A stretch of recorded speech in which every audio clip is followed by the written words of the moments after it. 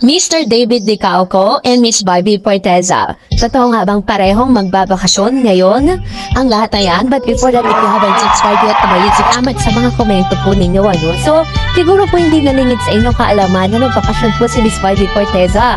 Marami nagtatanong kung totoo daw ba ang balita na si David ay magbabakasyon. Thanks for watching. Magbabakasyon din ba siya? Kasi base po dun sa mga social media account niya, so go! Ready to witness na nga si David Dicauco and that's testing you show off their basketball skills.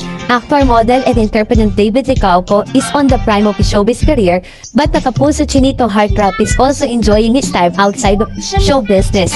In fact, the pambansang ginoo together with Pinoy Big Brother housemate Testing You will be participating in basketball exhibition game.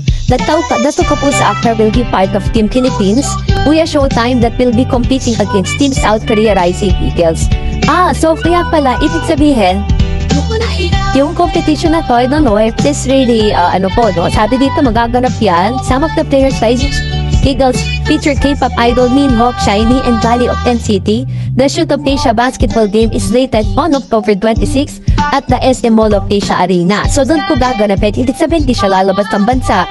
At ito ay yung pinagkakaabalahan niya, panay practice po si Mr. David Dicauco. David told 24 Oras that 2025 was turning out to be awesome because he got the chance to play the sport he loves in front of a big crowd in a huge venue. Prior to becoming an artista, he was part of the varsity team of De La Salle College of St. Benil.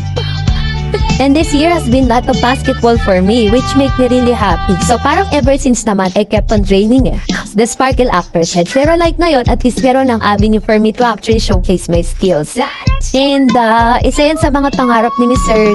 David Dicauco, no? What was it like witnessing such a big sports event? I met a lot of people, young, whole, fun experience. It's not just watching sports. It's like real event, na ang daming festivities and yeah, just really happy.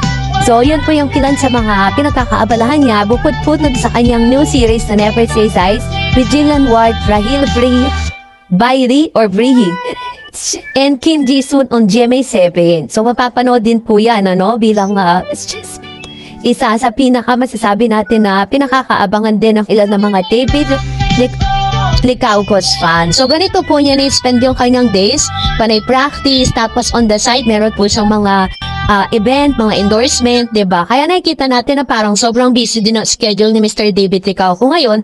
Tapos, maaaring doon po kasi sa kanila pong Never Say Die, ang talagang feature doon, si Miss Jillian Ward, tsaka yung kanyang collab team Pero hindi, si David parang very minor lang din yung kanyang doon, Hindi talaga siya yung masasabi ng cool pack, talaga na siya yung pida, diba?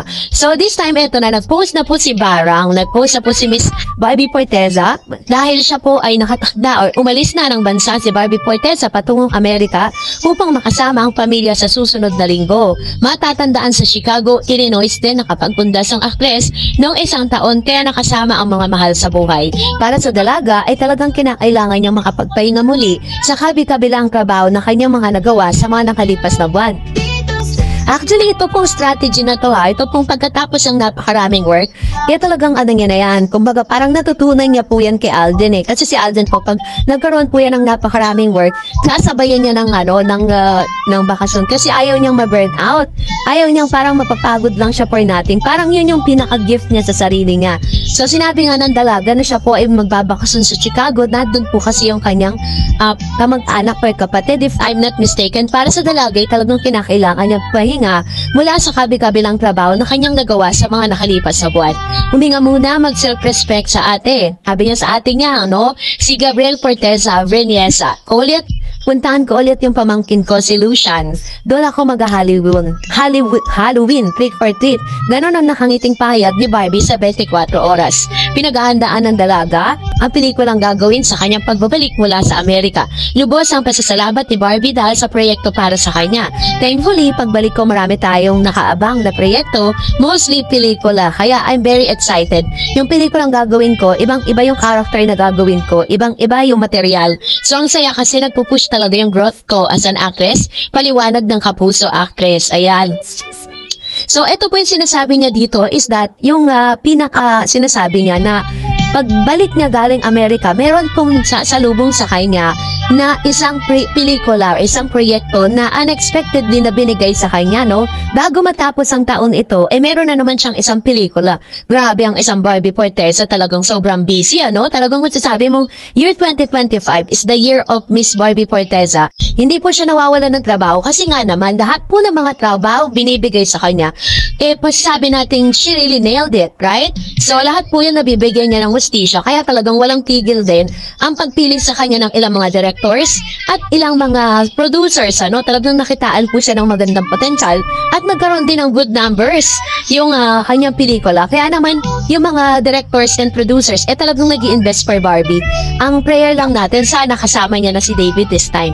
And that's it for today. For more videos and updates, please don't forget to like and subscribe, and please don't forget to follow my Facebook page, Dareds TV and Dareds channel. God bless everyone! See you on my next vlog. Makijambanit!